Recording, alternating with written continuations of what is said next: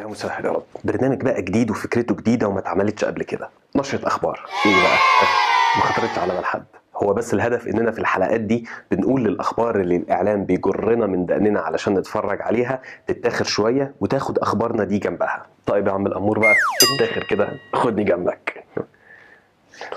أول خبر هنبدأ بيه من موقع BBC عربي، وهو تعليق على فوز محمد يوسف بطل مصر في الكونغ-فو ببطولة العالم في روسيا.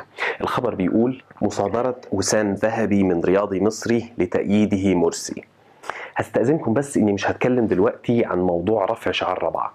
أنا مهتم أكتر بالرجل المفتخرة اللي قسم بيها وسط اللاعب بتاع إيران.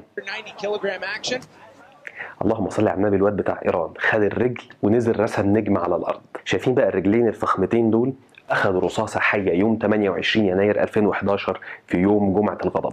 أيوان، البطل محمد يوسف أباتشي مصر، بطل مصر والعالم في الكونغ-فو، هو أحد مصابي ثورة يناير اللي ما تجروش بإصابتهم علشان بلدهم، لكن انقلابيين بلده قرروا يكافئوه بأنهم يسحبوا منه الجايزة ويمنعوه من تمثيل مصر دوليا وإيقافه عن اللعب. شيء في نظري مخزي ومقزز، لكن خلينا برضو نشوف وجهة النظر التانية علشان نبقى عرضنا جانبين الرأي. طيب الكونغ فو احنا متفوقين فيها سيادة اللواء، بناخد ميداليات فيها دايما. الحمد لله يا فندم، احنا اخر حاجه يا فندم واخدين ثالث عام يا فندم. طيب يعني احنا حتى متفوقين في اللعبه قبل الكابتن محمد يوسف ومن غير الكابتن محمد يوسف. على فكرة زي ما بيقول، مش مهم يعني ايه يعني لاعب واحد في فريق مليان لعيبة وكلهم ابطال، مش كده؟ لاعب واحد في المنتخب صح.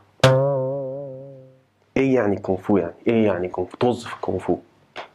صحيح، طز في الكونغ فو. طز يا عم في الكونغ فو، طز له في الكونغ فو. ايوه كده، هو ده الكلام. عندنا العاب تانية كتير، والالعاب القتاليه دي بالذات عندنا كلهم ابطال وبتوع ميداليات. هو مين يعني اللي بيتفرج على الكاراتيه ولا على الكونغ فو؟ كونغ فو كاراتيه ما حدش بيتفرج عليهم. وريني العام اللي بيتفرجوا عليه. على فكره مش مشكله المنافسات خالص، والمهم الالتزام. مفيش حد في الدنيا كلها بيقعد يدخل الرياضه في السياسه زي ما انتوا بتعملوا المسخره اللي انتوا عاملينها دي. الله العظيم. الشيء اللي يثبت لك ضحالة وعي الناس اللي بنتعامل معاهم ان دي مش اول بطولة دولية لمحمد. محمد كان له مفاجآت وانبهارات كتير، من ضمنها على سبيل المثال فوزه ببطولة افريقيا وايده مكسورة في الدور قبل النهائي. يعني لعب ماتشين وايده مكسورة وكسبهم، وكان بالمناسبة وقتها بيلعب باسم المؤسسة العسكرية. لكن عمرنا بثقافتنا الرياضية الكروية ما كنا هنسمع عن واحد بيلعب لعبة كل اللي بيتابعها في مصر 23 نفر من ضمنهم اللاعبين نفسهم. لكن يقبل الإعلام الانقلابي إلا إنه يدخلوا التاريخ ويعرفنا ويشرفنا بمعرفة بطل في الثورة وبطل في الرياضة وبطل في الأخلاق. تريكا وكانوتيه على فكرة برضو اتغرموا، وتومي سميث وجون كارلوس تم استبعادهم من البطولة. محدش يعرف اسم اللي غرم تريكا وكانوتيه، لكن لو عملت بحث عن اسم تريكا وكانوتيه لازم هتلاقي في 100 مكان الموقف ده متسجل لهم. ولا حد يفتكر من أولمبياد 68 حاجة أهم من صورة تومي سميث وجون كارلوس. الخبر التاني بقى حاجة مدهشة جدا. للمرة الأولى الشرطة البريطانية تمنح الكلاب معاشا بعد التقاعد، 2400 دولار لكل كلب. الخبر بيقول 2400 دولار مقسومين على 3 سنين هيسلموها للكلب 800 دولار في السنة، اللي هم متوقعين يعني 3 سنين ده هيكون عمر الكلب بعد ما يطلع على المعاش. معنى 800 دولار في السنة يعني 66 دولار في الشهر، يعني حوالي 500 جنيه. ده معاش أستاذ جامعة في مصر. بس على فكرة بقى قبل ما تبتدي تحقد وتحسد الكلاب، عايز أقولك إن إحنا عندنا في مصر برضو بنهتم جدا بكلاب الشرطة. الأمن الوطني يعيد 575 ضابطا للخدمة بالجهاز بعد إبعادهم على يد الجماعة. يعني 575 ضابط أمن دولة من اللي شاركوا في التعذيب والقمع أيام مبارك وكان تم الاستغناء عنهم أو نقلهم عقابا على جرائمهم. الحمد لله يا جماعة خلاص راجعين لنا تاني في جهاز أمن الدولة الوطني.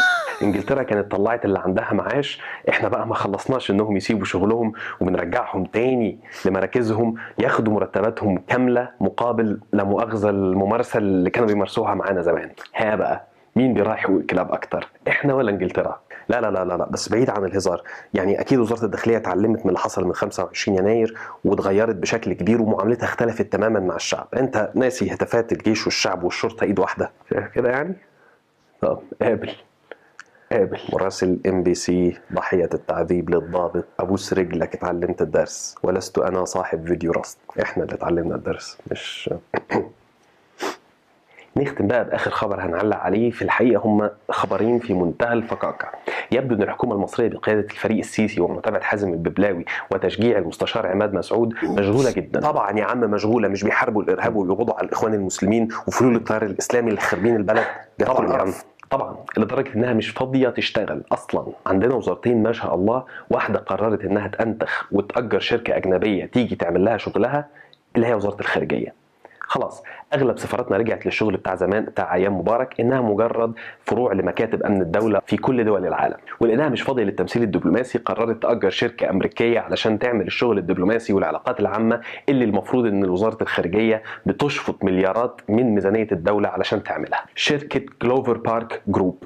الحكومة أكدت الكلام ده ولم تنفيه. الملفت للنظر إن شركة جلوفر بارك جروب دي قائمة مديرينها ما شاء الله حاجة تشرف، متروسة يهود. ويكفي إن الراجل التاني في الشركة والأول فعليا في سلم الإدارة هو بن زيفي الأمريكي الصهيوني، ومذكور بكل فخر على الموقع إنه خدم في الجيش الصهيوني ومتخرج من جامعة تل أبيب ما شاء الله. طيب بص، مبارك كان بيعمل كده، دول الخليج بتعمل كده، انت بس اللي متحامل على جيشنا العظيم خير اجداد القاطعني كده كتير. بغض النظر عن اللي كان بيحصل قبل الثوره زمان ايام مبارك، وبغض النظر عن اللي الدول الغنيه اللي معاها فلوس وبتشحتنا بتعمله، احنا عايشين في ازمه اقتصاديه والناس مش لاقيه تاكل. يبقى حاجه من اتنين، يا اما تلغي وزاره الخارجيه وبالمره بقى وزاره الداخليه والدفاع وتمشي الرئيس ونبعت نجيب شويه ناس محترفين بيعرفوا يشتغلوا وشويه مرتزقه. ايه يا عم الهبل اللي بتقوله ده؟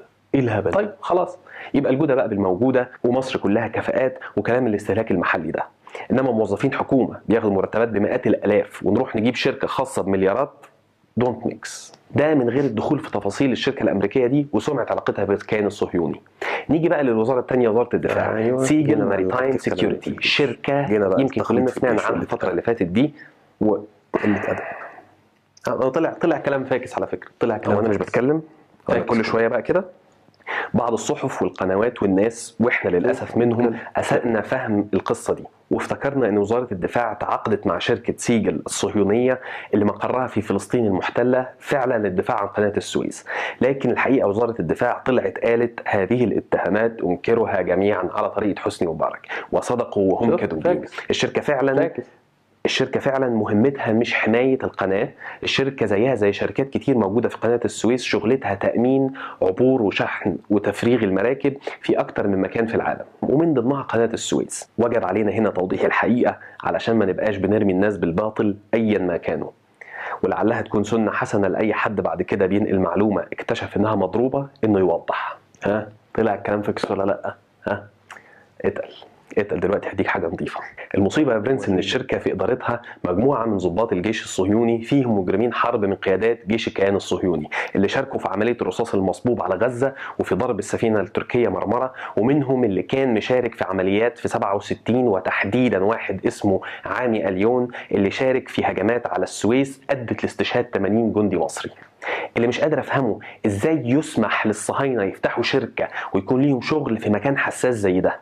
مش بس كده، ده زي ما موقعهم في سياق الدعايه للشركه بيقول ان عندهم تصريح من الحكومه المصريه بحمل السلاح على الاراضي المصريه. وبمناسبه الموقع، بعد ما اتنشر تقرير الجزيره الشركه قفلت الموقع وعملت نفسها نايمه، مما يدعونا للشك والريبة أكتر. وزارة الدفاع كده بتفتح باب الشك، خصوصا بعد تصريح جون كيري اللي لخص فيه ماذا تمثل مصر لأمريكا، وقال فيه إن أمريكا ومصر بينهم اهتمامات مشتركة كتير تشمل، وركز معايا، رقم 1 السلام مع إسرائيل، رقم 2 الأمن في سيناء، رقم 3 حرية الملاحة في قناة السويس، رقم 4 التعاون ضد الإرهاب. هتخلونا كده مثلا نشك ان ده جزء من صفقه تمت مع امريكا لعدم وقف المساعدات لسلطه الانقلاب طبقا للقانون الامريكي، يعني في مقابل حاجات كتيره من ضمنها ممكن يكون السماح للصهاينه انهم يكون لهم تواجد مسلح على قناه السويس تحت قياده مجرمين حرب في شكل شركه امن.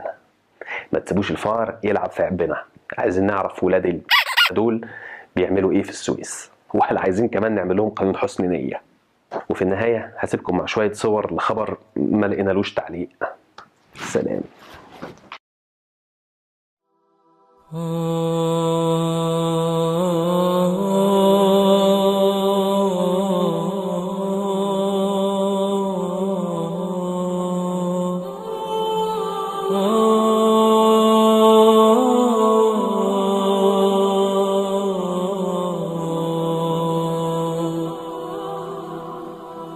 الله.